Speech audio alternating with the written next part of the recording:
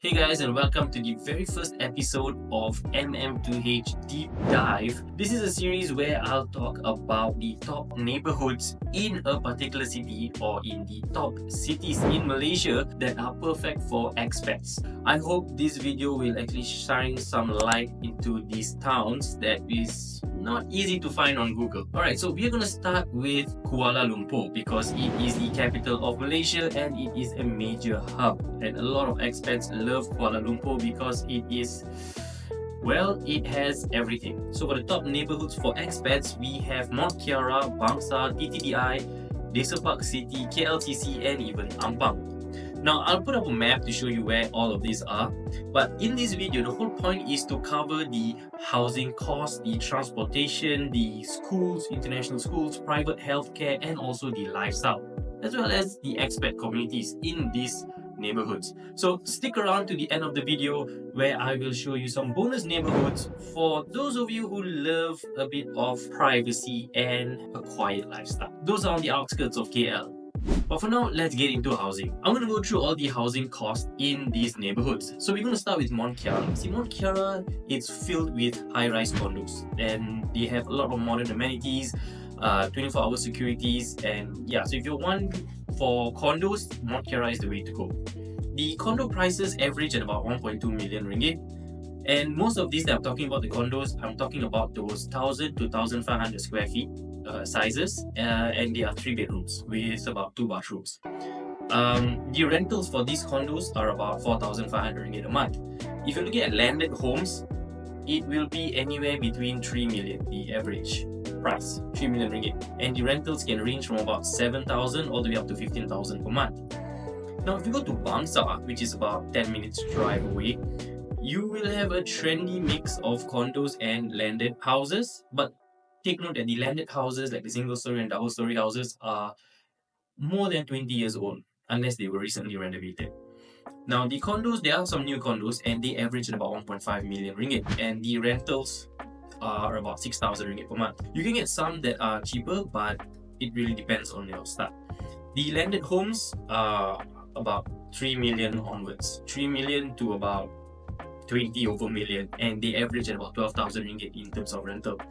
For TTDI, now TTDI is a more quiet, family-friendly suburb with a lot of parks and greenery, and it's a very tight-knit community. Here, the condo averages at about 1 million ringgit, and the rentals you're looking at is about 5,000 ringgit per month.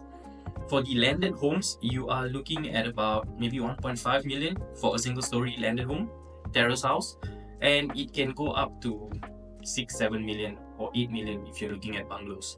So it's really up to you. The rentals are about 8,000 ringgit per month. I'm going to put a table up here so you guys can understand what I'm talking about. For Desa Park City, okay, Desa Park City is a bit special. It's gated and guarded. It's very family-friendly community. If there's another lockdown or another COVID, that whole city is self-sustainable because everything you need is in that place. Yeah, there's like healthcare, there's private schools, there's cafes, bars, pubs, nightlife. Everything's there. You have, I think, a few lakes, I think. Yeah. The condo averages at about 1.5 million and the landed homes averages at about 3 million and above. And the entire area is pet friendly, so you can bring your dogs everywhere. If you're looking for the nightlife, the hustle and bustle of the city, of course, the Kuala Lumpur city centre will be your best bet. The luxury high-rise living comes with a price. It has beautiful skyline views, but you're looking to pay an average of 2 million ringgit for a standard apartment unit. The rentals are crazy, you're looking at about above 8,000 ringgit per month. And we have something that's a stone's throw away to Kuala Lumpur city centre, which is called Ampang. Now, Ampang is famous for expats because it has all the embassies located in that area. Okay, Jalan Ampang and Ampang. It's a diplomatic area with like spacious homes because, of course, expats love big size units. The condo averages at about 1.2 million. So most of the houses in Ampang are quite old. Even the condos are a bit old, like about 10-20 years old.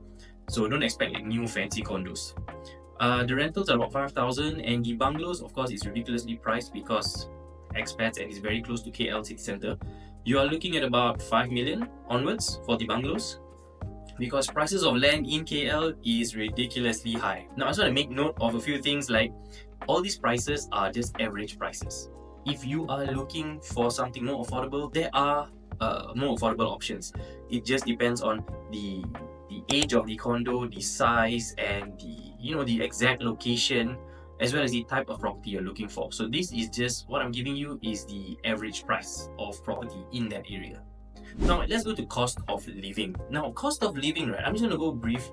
In general, all these places it's roughly the same. In KL, it's roughly the same.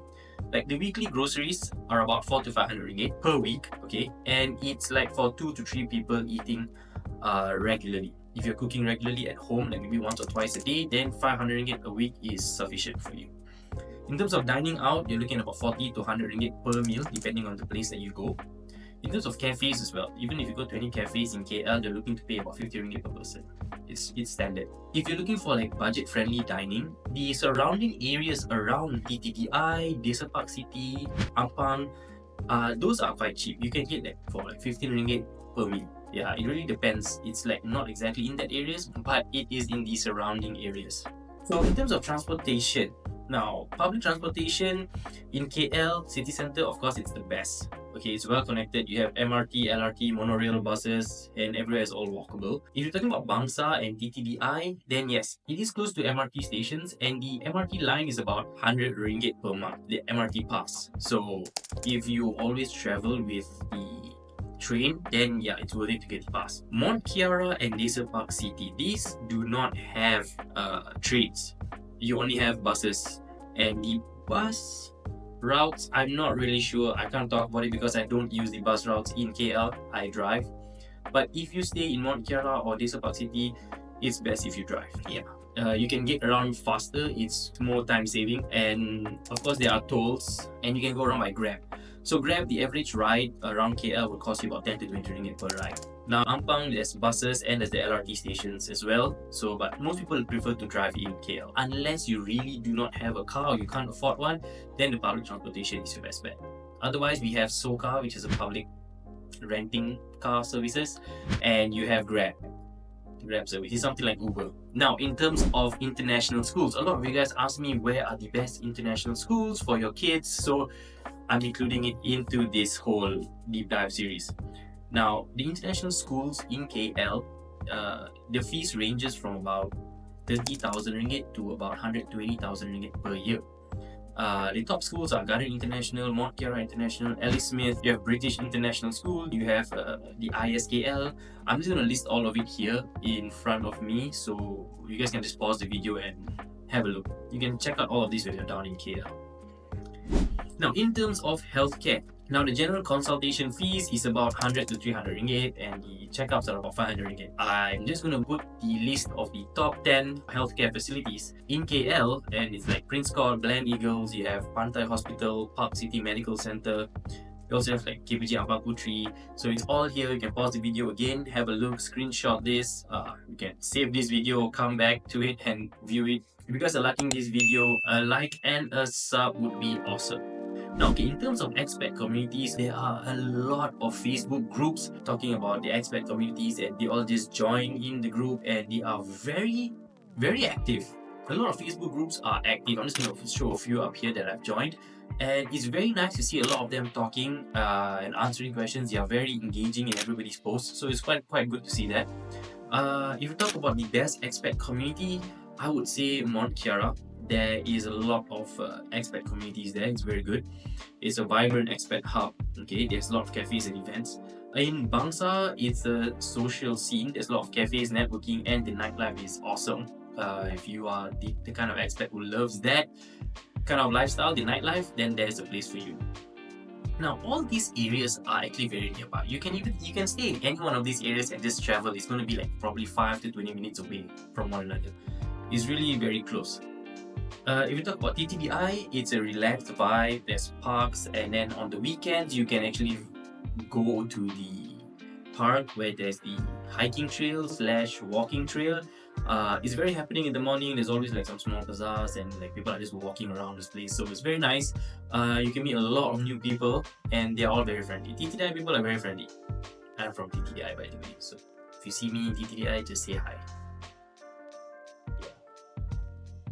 Okay, so if you're looking at KLCC, Then yes, it's a very high-end expat professional area with a lot of social clubs, high-end clubs, and there's a huge park. We call it Taman Negara. It's right smack in the middle of the city. It's over here. It's video on the screen. So it's one place if you want to go and walk around the park. I think it's one of the oldest rainforests in the world. So it's but if you are walking through the park every day, then I'm not sure if you would want the hustle and bustle of the city. So it really depends on what you want. In Ampang, it's mostly a diplomatic area with embassy events, so you will meet a lot of those people working the embassy. So yeah, join all these Facebook groups. You will meet a lot more people, and trust me, KL is very small. You will be able to travel from one place to the other very fast. Of course, don't go through the traffic during the peak hours. Maybe travel after 10 a.m. and before 4 p.m. Those are your best times to travel that is traffic jam free. So yeah. Okay, so in terms of entertainment and leisure, gyms are available in all areas. Anytime Fitness is very famous here. So in any of these areas that I mentioned, there's about at least 2 to 3 Anytime Fitness outlets. So yeah, you're good to go if you have the Anytime Fitness pass. TTI and Desa Park City, there's a lot of parks, outdoor activities. It's very family oriented. There's a lot of weekend activities as well.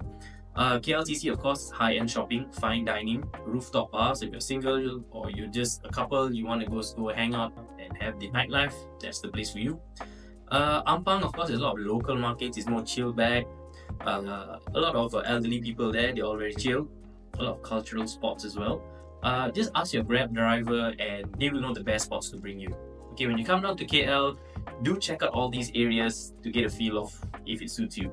So in general, KL offers luxury, community and affordability. Now to recap, the areas are Mont Kiara, Bangsa, TTDI, Desa Park City, KLCC and Ampang. Now these are not just the only neighborhoods in KL. Of course, there are a lot more. These are just my top 6. Now other worthy neighborhoods to give a shout out to would be like Subang Jaya, Kota Damansara, Sentul, Kelana Jaya. These are all surrounding neighborhoods that complement each other.